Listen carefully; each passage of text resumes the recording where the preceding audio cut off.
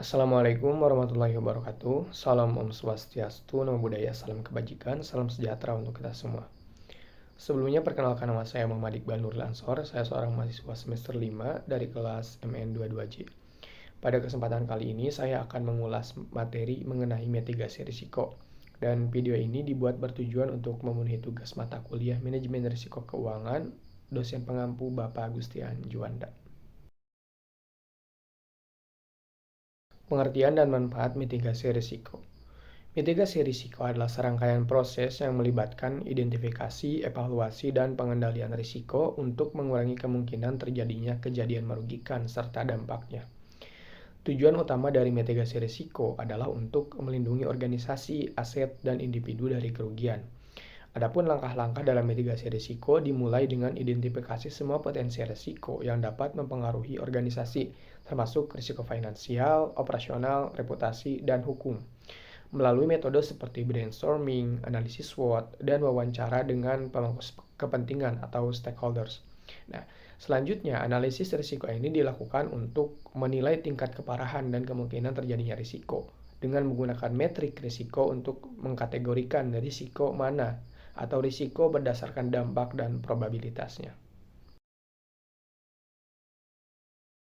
Nah, setelah itu, penilaian risiko ini dilakukan untuk menentukan risiko yang dapat diterima dan mana yang memerlukan tindakan mitigasi, serta memprioritaskan risiko berdasarkan analisis.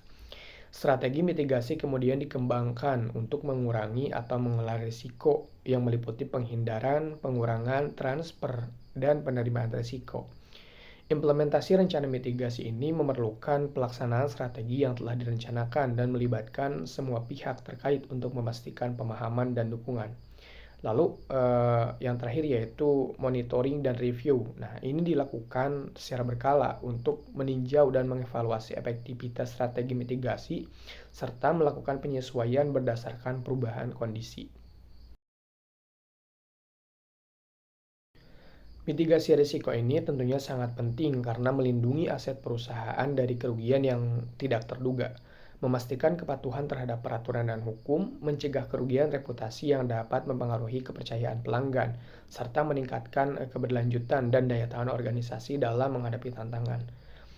Ya, contoh tindakan mitigasi risiko termasuk mengambil polis asuransi untuk perlindungan finansial, memberikan pelatihan kepada karyawan untuk meningkatkan kesadaran risiko, lalu diversifikasi sumber pendapatan untuk mengurangi ketergantungan dan melakukan audit internal secara berkala untuk mengidentifikasi kelemahan sistem. Nah, dengan pendekatan proaktif ini, organisasi dapat melindungi asetnya dan memastikan kelangsungan organisasional yang stabil serta menghadapi ketidakpastian dengan lebih percaya diri.